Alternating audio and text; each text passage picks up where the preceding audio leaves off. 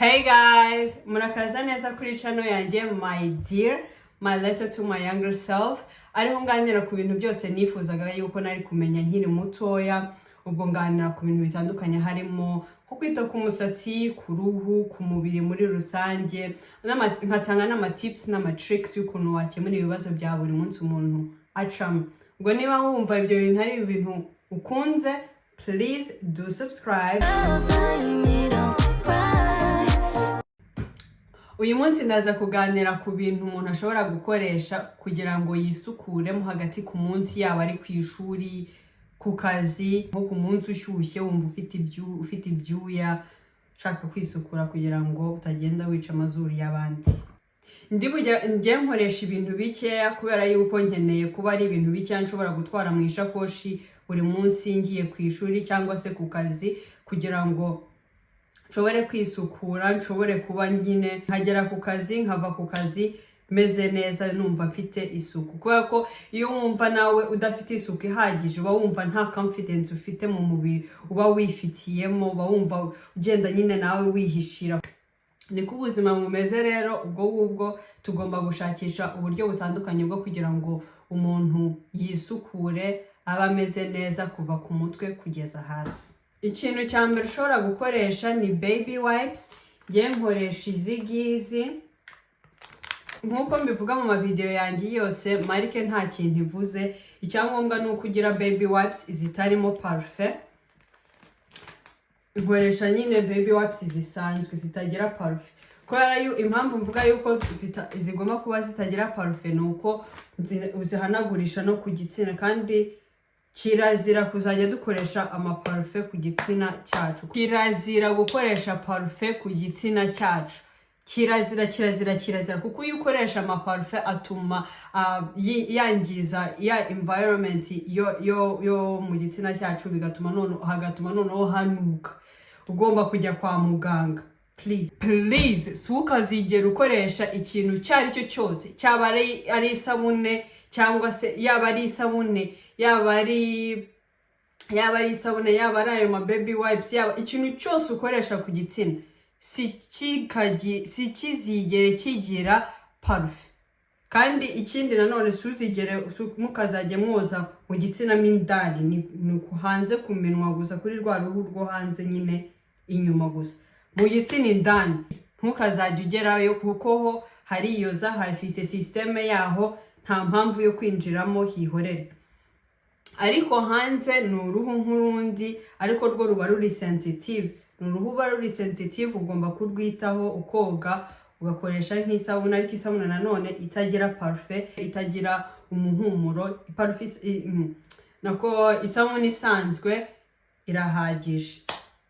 Ubwo baby wipes nazo ni uko ugomba gukoresha baby wipes zitagira parufe.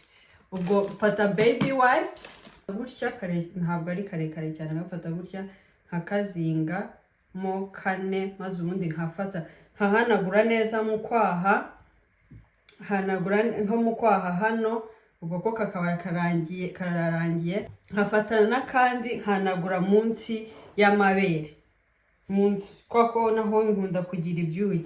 Iyo ndangije ku musarane nogesha amazi kugira ngo ube hasukuye neza, habe hasukuye neza, ariko naho hahandi mfata baby wipe nanone, ariko nkafata inshyashya. Ntabwo mfata iyo nahanagurishije mu kwaha ngo nkoresha imwe.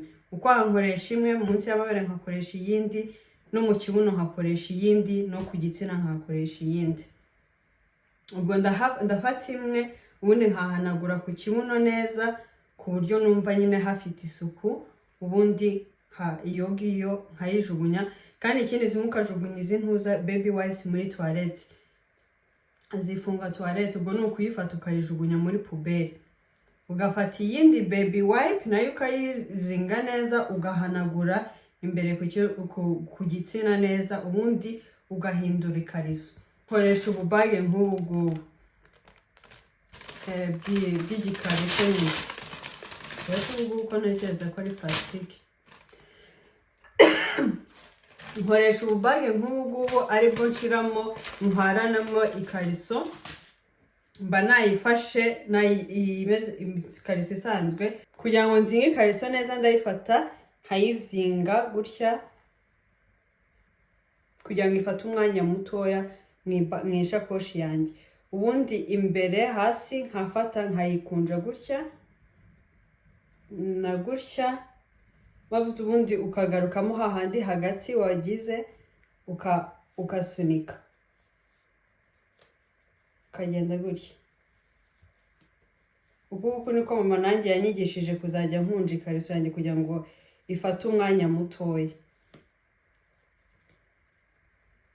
Kaba kari gatoya gutya kagashira muri ya shashi yawe. Niyo urangije kuyikoresha urayizinga nka kuriya ukayishira muri ya baga muri ka gashashi ukayibika imeze gutya, ukayishira mu ishakoshi yawe. Ahubwo hano ndanabereka ibintu byose mfite muri bag yanjye. Mfite brush ya makeup, ndabereka ibyo mfite muri ishakoshi.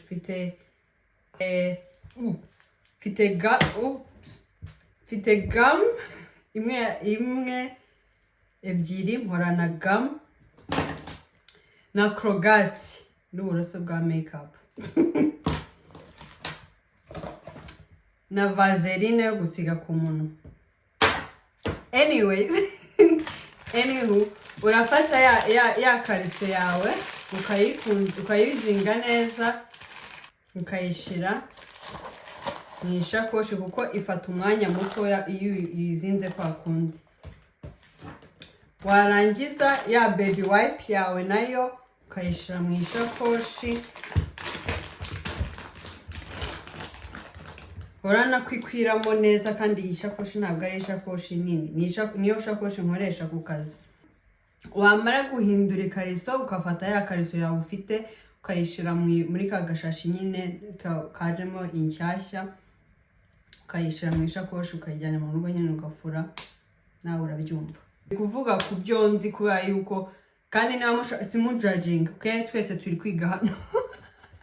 Please suzigera ubikora, suzigera ufurira ikariso ku gasozi ngo uyitware mu rugo ifuze. Nigeze kubikora, ni nayo mpamvu ndi kubibabwira, kandi don't judge, do not judge. Ubwo iyo ndangije kwisukura mu kwaha mfata nkisiga deodora mu kwaha.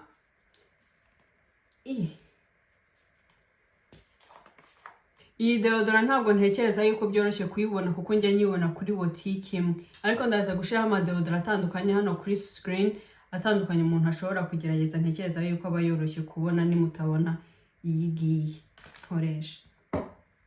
Ikindi nkora ni nanone kwiborosa, ngendana aka gakorogati gatoya, kano gatoya ka Sensodyne, nkatwara n'uburoso bwanjye, ariko ubwo ntwara mu ishakoshi buri mu yindi shakoshi kuko ntabwo ariyo buri mu yindi shakoshi yanjye. Ntwara bwa buroso ushobora gukunja bunafunze hejuru. Niba ushaka kumenya ukuntu nkakoresha n'impamvu nkakoresha, umbabarire urebe video yanjye ibivugaho ijyanye n'isuku yo mu kanwa. Ngo nkoresha aka hagati y'amenyo, ubundi nkiborosa nkoresheje krogati n'uburoso. Ikindi nkoresha cyo kugira ngo mbe ntanuka mu kanwa ni amashiklete. Nkoresha izi za Mentos. Icyangombwa nuko ukoresha shiklete idafite isukari kuko isukari yangiza amenyo, ntabwo dushaka kwangiza amenyo yacu. Nkoresha itarimo isukari, izi za Mentos na extra. Ushobora gukoresha iyo wowe ukunze, ariko ubundi ngiye kenshi nkunda gukoresha iyi ngiyi kurusha iyi ngiyi. Sinzi n'ukuntu naguze iyi ngiyi ubundi. Ibyo ngibyo ni byo kwita mu kanwa. Niyo ndangije, iyo ngiye kubishira mu ishakoshi, nubwo umuntu wenda yatekereza yuko ishakoshi ari ntoya, ndazifata nkazishira kuri rwa ruhande rwa baby wipe, ashiramo hano na krogati yanjye, nkayifata nkayishira hano ku rundi ruhande.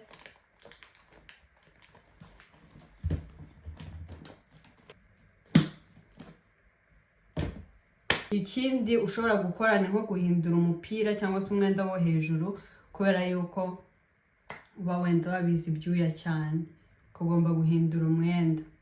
Ariko niba utari umuntu ubira ibyuya cyane wenda ntabwo ari ngombwa, ugomba kureba nawe ikiri ngombwa. Icyangombwa ni uko uzi ukuntu wisukura, ukamenya uti hari ukuntu ikirere kimeze uyu munsi, nditunganya ukuguku, ndisukura ukuguku.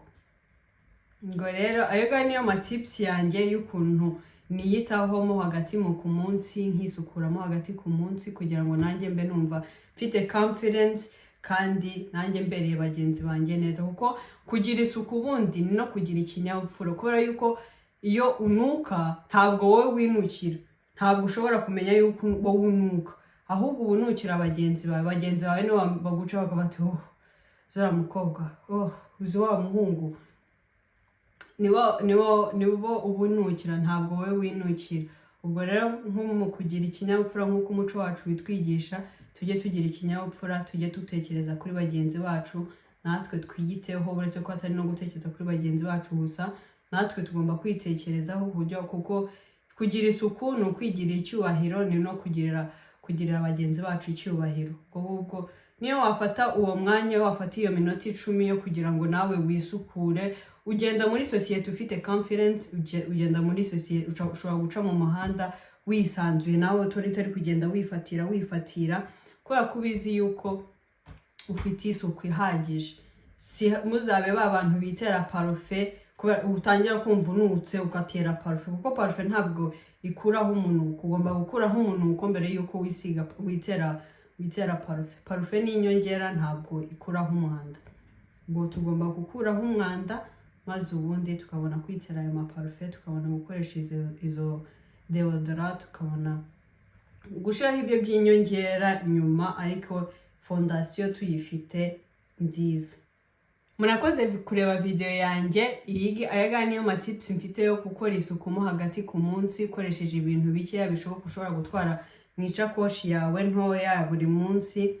Niba wakunze iyi video, like. Niba hari ibibazo ufite cyangwa se amatips ufite ushaka gusangiza natwe, please do comment. As always, tuzongera kubonana mu yindi video, kandi mbifuriza ibihe byiza n'umwaka mushya muhire. Bye.